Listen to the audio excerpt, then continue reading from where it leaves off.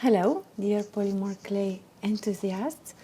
My name is Mihaela, and I am doing all my best to come up with an interesting idea to fit your interest and your passion for polymer clay.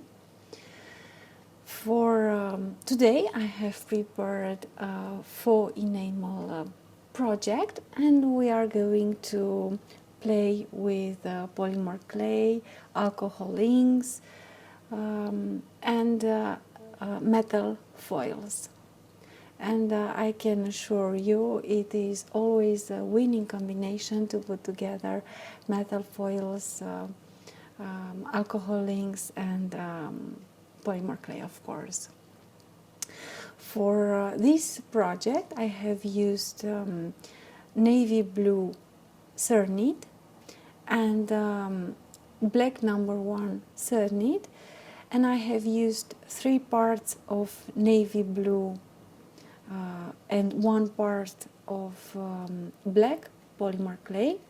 I conditioned the clay previously, then I mixed this ratio, and I passed the resulting color through the largest, the thickest setting of my pasta machine, because I intend to make the bracelet in one baking. If you are acquainted with other projects that I've done, I try to bake the project in one baking. Of course, when this is possible, it may not be always possible, and this is not because I want to, I think about electricity primarily, but because for some projects like bracelets or even necklaces that were sculpted on different supports, and so they had a certain shape because of the support on which they were baked. For this kind of project, you have to use paper or some other tool to brace them up. If not, they might collapse in the oven because of the heat, and this happened to me for some pieces.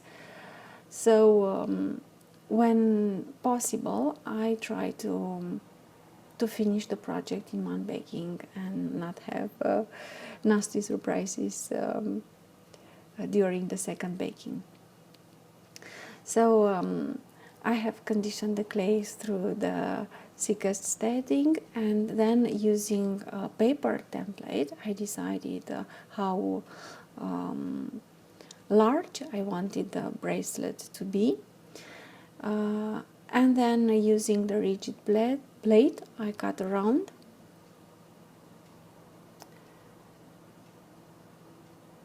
And then choosing some square and rectangle cutters, I use them to make an interesting free-form pattern all over the bracelet.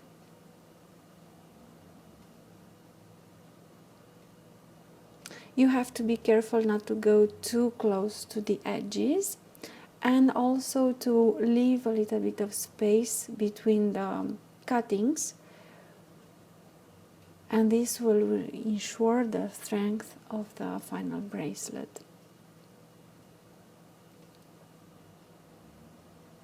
As you can see, I don't have a particular design in mind. I just play around with the cutters.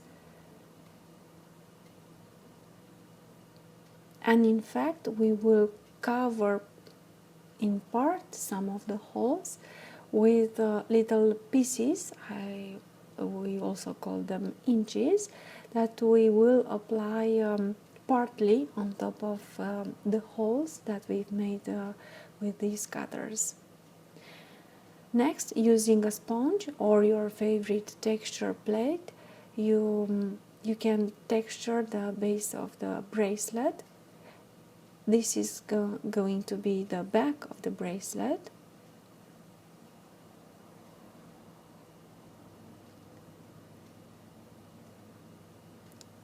I'm trying it on the support on which I am going to bake the cuff, which is in fact a soda can that I wrapped with paper. You can wrap it with baking paper if you want.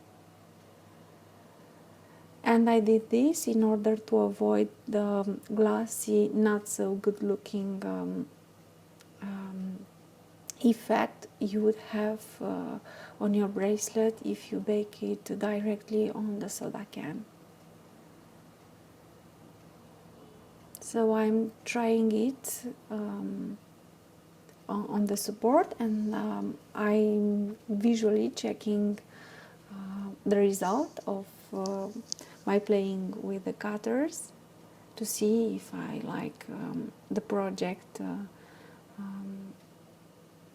as it is, or if I should add more cuttings.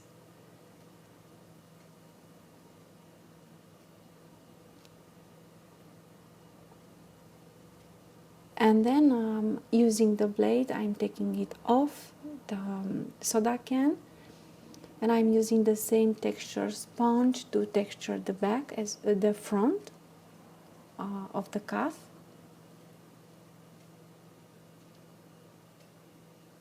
So at this point we have the base of the bracelet, which is textured front and back, and using a small stamp and a silver ink pad, I'm impressing a very detailed pattern on the base.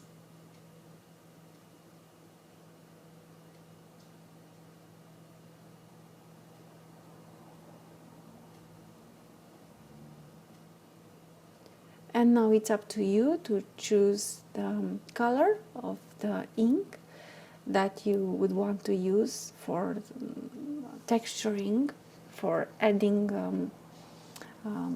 some more interest to the cuff of the bracelet.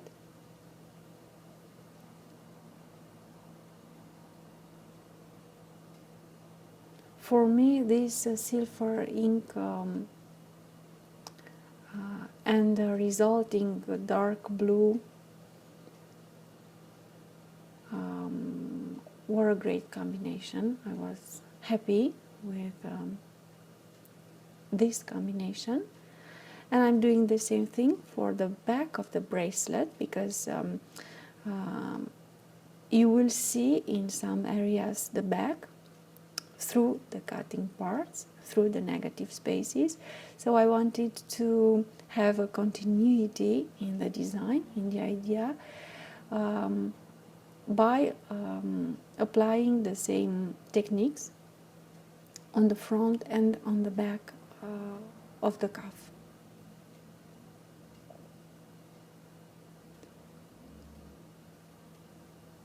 This kind of ink dries very quickly, so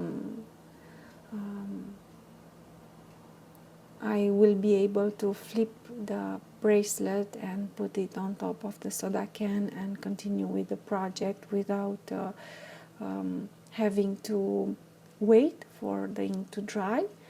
And once the project is baked, the ink will bake into the polymer clay, will be fixed by heat into the polymer clay.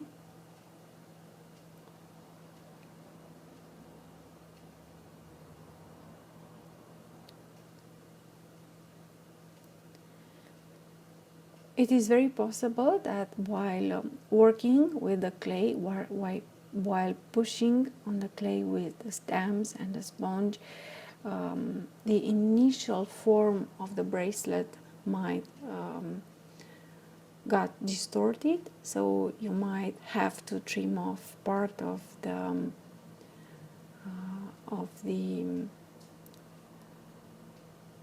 edges.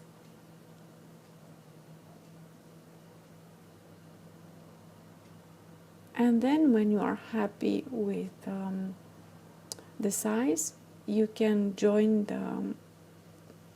the two parts together and use the same sponge or texture plate to texture the area where you put the two parts together.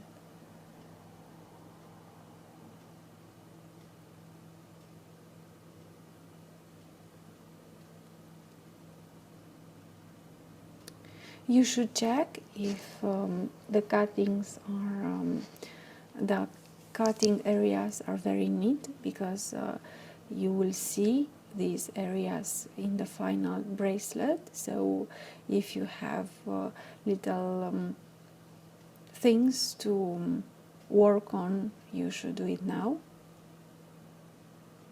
As I said, we shall cover part of the negative areas, but still there will be areas that are going to be visible in the final bracelet. Next, I passed some more polymer clay through the pasta machine. This time I am using a medium setting, and I'm cutting a rather long rectangle of polymer clay.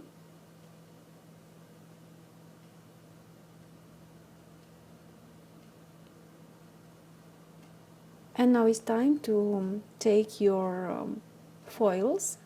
I'm using silver foil because you have a nicer result when applying alcohol inks on top of it.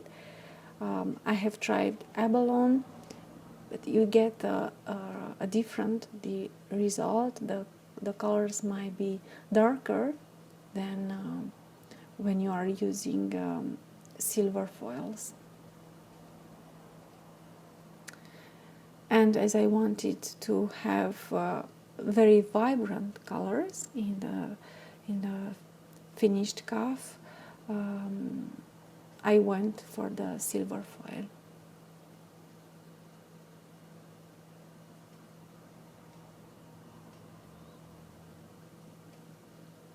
Next, using the rigid blade, I'm cutting some stripes of polymer clay. I don't know, of 3-4 millimeters in width,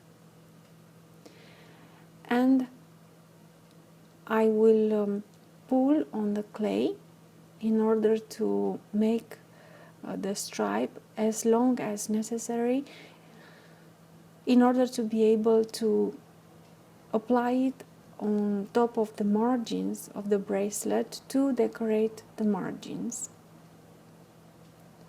You can see that while pulling on the clay, you will get a crackling effect, which is very nice in fact.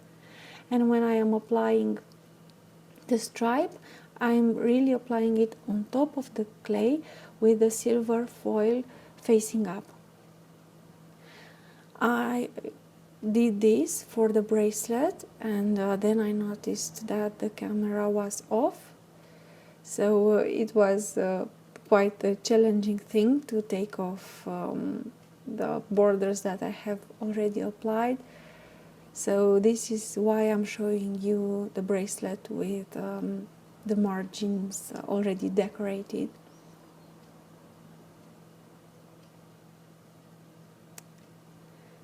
As you can see, I've cut out more stripes of polymer clay, and we will keep them for a later step in the process. We are going to use them later. Next, I passed the polymer clay through a medium setting again, and I'm preparing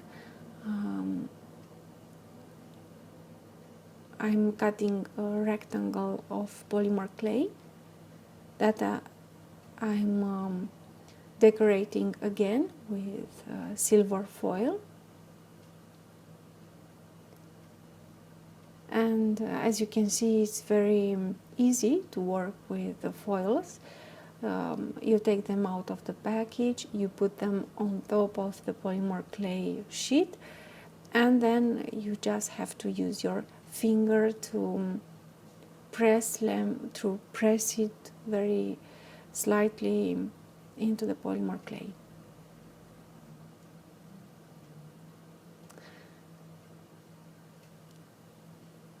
Then using a different stamp, but again it's a small stamp with a small design, and this time I'm using black ink. I'm impressing a flower pattern on top of the silver foil.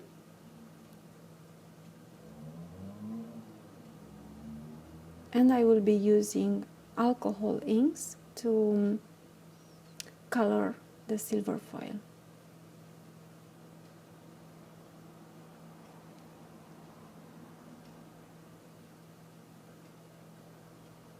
I'm just putting drops of alcohol ink on top of the silver foil. In some areas the colors will blend.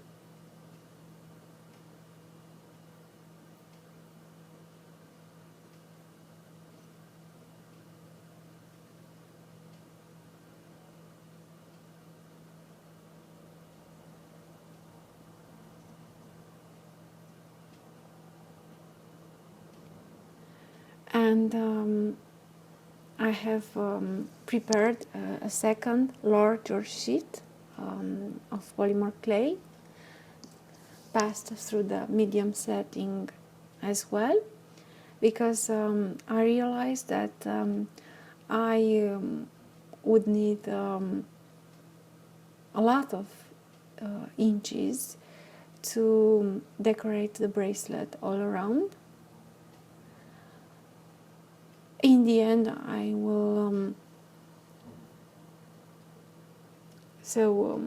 if you don't use all the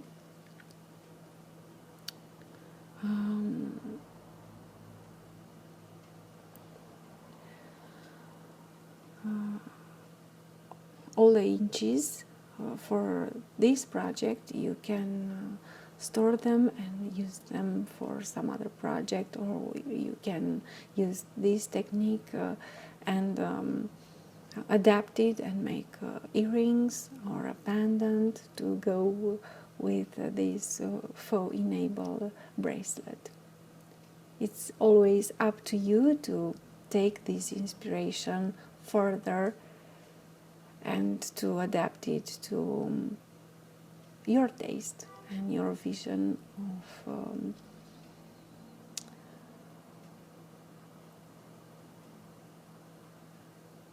of jewelry pieces made with polymer clay.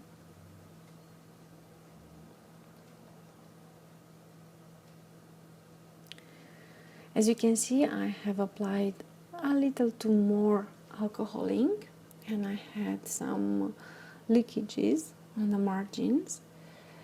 If this happens to you, you should put the polymer clay sheet to remove it from this paper and put it on a clean sheet of paper. And I did get some color on the back of the inches, but let's say I was happy with the final result of the bracelet, so I wouldn't mind having a little bit of color on the back of the inches.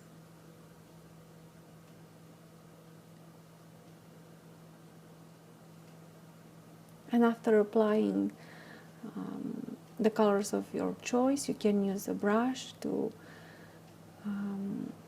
help them blend or to make an abstract pattern.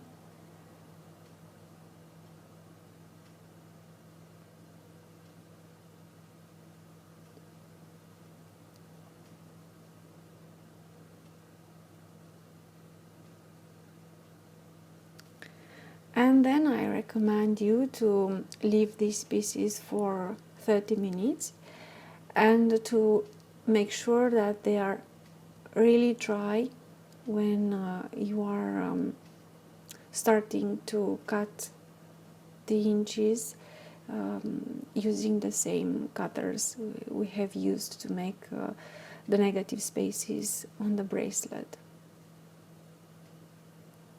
Usually the alcohol inks dry very quickly, but when you apply a lot of liquid,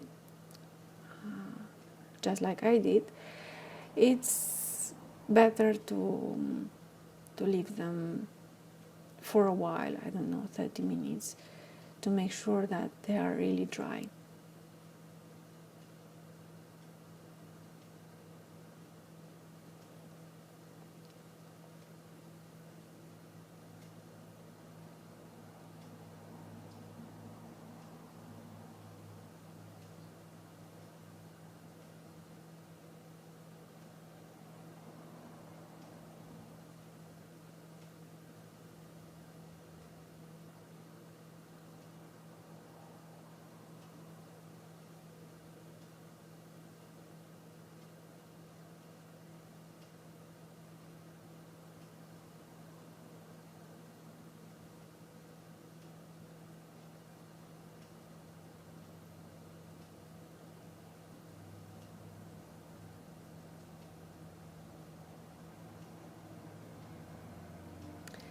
Then you can go on with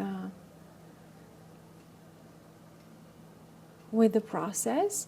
So using the same kind of cutters that we used to make the negative spaces on the bracelet, we will cut little pieces, we call them inches, of polymer clay, and using liquid clay we are going to attach them, to put them on the frame. The idea is to use them to partly cover the negative spaces. And I'm trying not to put the same, not to put one next to another inches that have the same colors. I'm trying to alternate the colors if possible.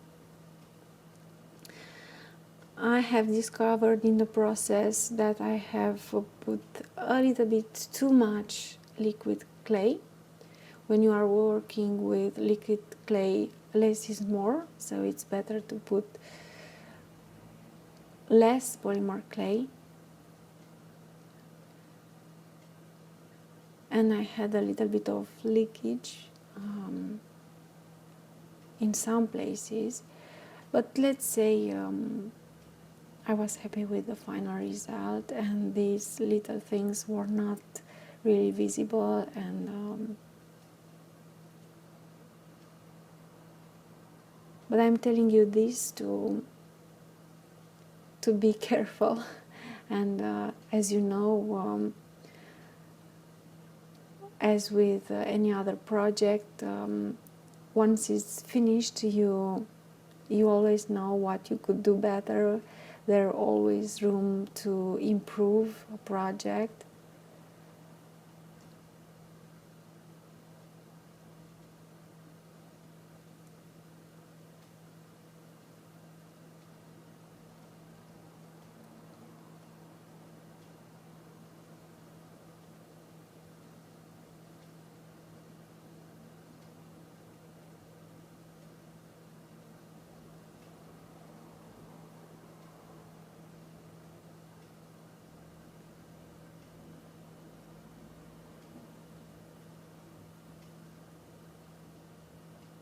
So now all you have to do is decide what colors, what color combinations you would want to use on the bracelet, because as you can see the colors have blended together, so You can cut in areas when you have in fact two colors on your inch. And also it's up to you if you keep the flower design in the center of the piece, or I don't know, if you cut it rather abstractly.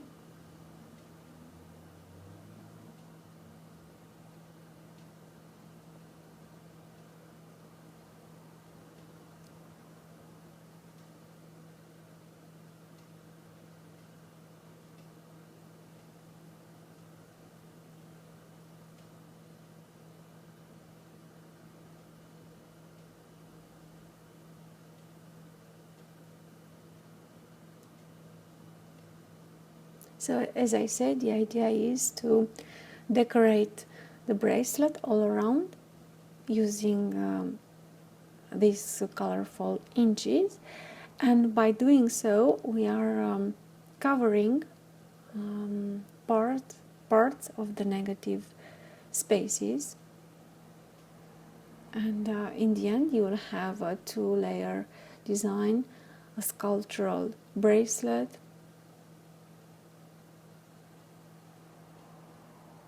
with colorful pieces on top, and negative spaces to give it a more interesting look, I would say.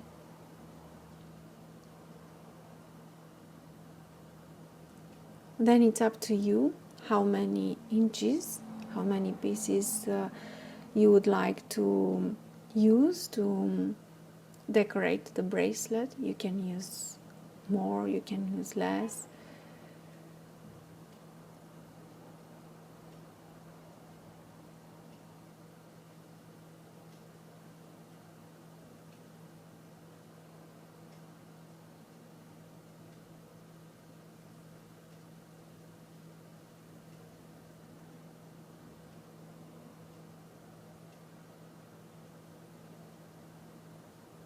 And as you can see, I'm applying the liquid clay all around the piece. But then I realized that once you decide where you want to put the piece on the bracelet, you could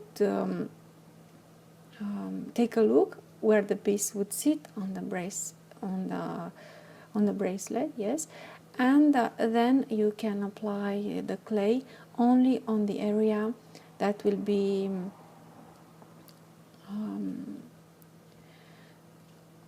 on the bracelet, not all around, because as I said, part of the inch will cover the hole, so maybe you don't want to use the clay on the part that is not directly in contact with the polymer clay.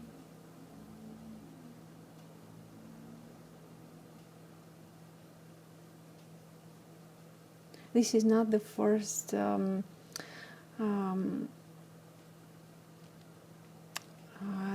the first idea, so I tried to have this faux enamel look using abalone foils, and then I wasn't happy with the rendering of the colors. Then the first attempt, in the first attempt, I considered the bracelet to be too wide, and I don't know, it wasn't very pretty, and so I considered this improved idea as a better one, of course, but as with any other project, I don't know, you make something and then you will always find ways to improve what you've done, because you always learn something in the process. And it's the beauty of polymer clay, in fact. You start with an idea, And then while working, you have challenges and you have to find solutions. And while doing this, I don't know,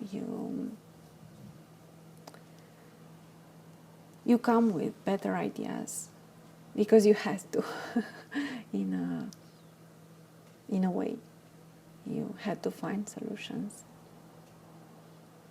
And as I said earlier, we are going to use the foil covered stripes, and so you should cut little pieces, but I'm not using with I'm not cutting pieces that are consistent in size. I'm cutting larger pieces, smaller pieces, because I want an abstract look on the finished bracelet. And I'm using these small stripes to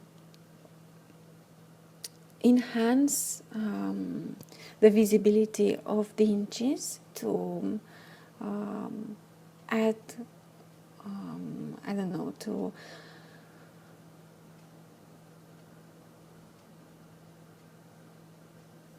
add more interest to the inches.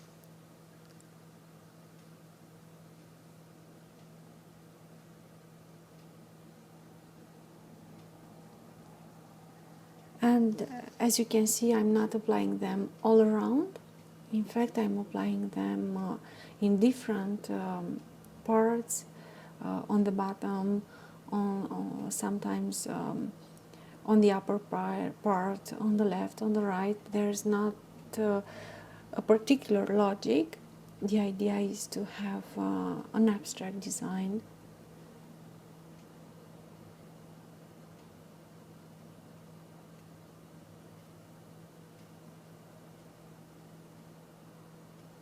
And the way to concentrate the attention of the person looking at the bracelet, to get them even more interested in the inches, to remark the inches.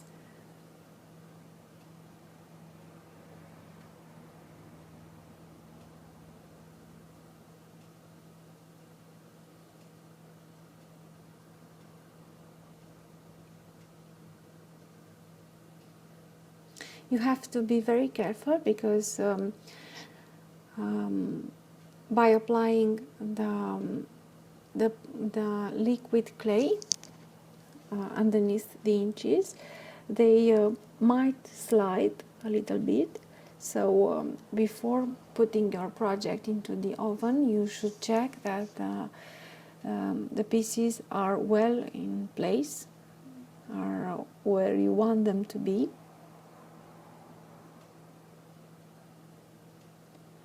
And this is again why it's a very good idea to work with less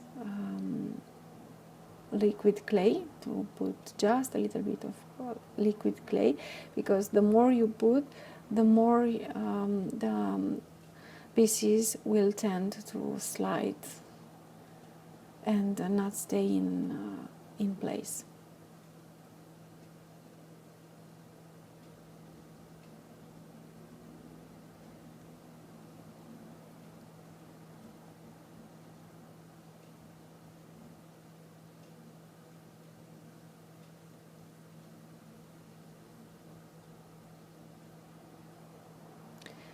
So normally when you are working with raw polymer clay, you don't need to use liquid clay to bond the pieces together.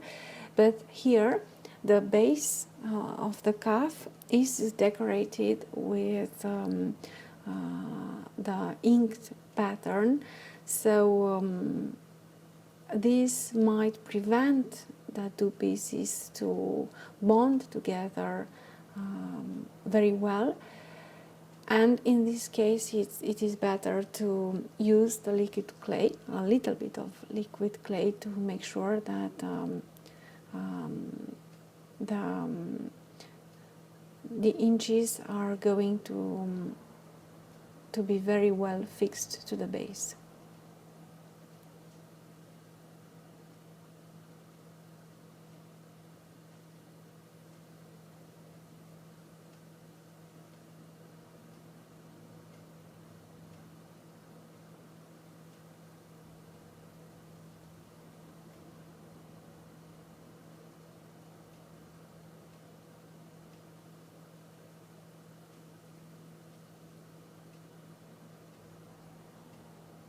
I did not use liquid clay for the little stripes because in fact I tried without the liquid clay and it was very easy to get them stick to the base and to the inches as well.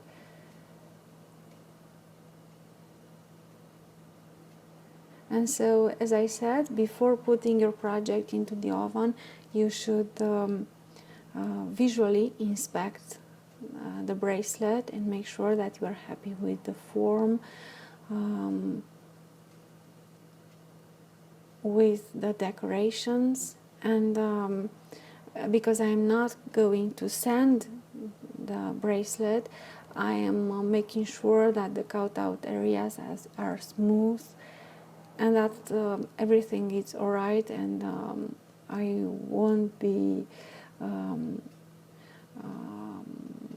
forced to sand the piece because I don't know, it would be very difficult to sand such a piece because of the silver foil. And in order to have the faux enamel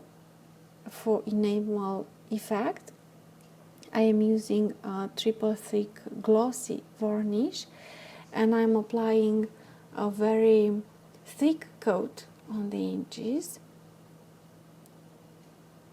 and I'm using the varnish to varnish the bracelet all around, in fact.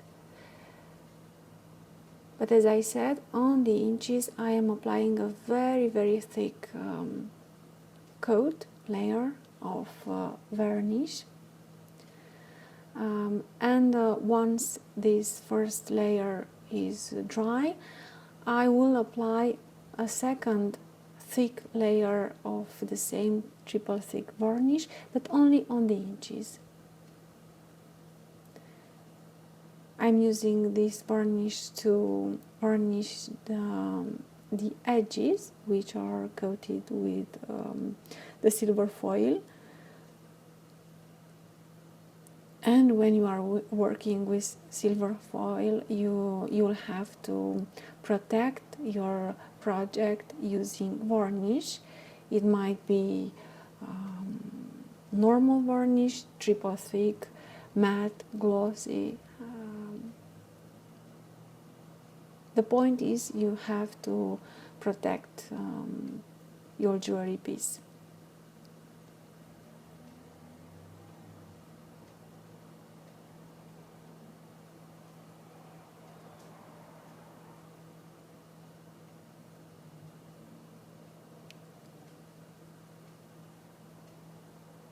I forgot to mention that when I was happy with the look of the bracelet, I put it in the oven for 30 minutes because I'm working with Cernit, and on the package is written to put it in the oven for no more than 30 minutes at the temperature recommended by the polymer clay manufacturer. Of course, if you are using a different brand of polymer clay, you should bake the piece as you would want, or as you would normally do for your polymer clay pieces. And after cooling down, I used varnish to protect the bracelet because, as I said, we used silver foil.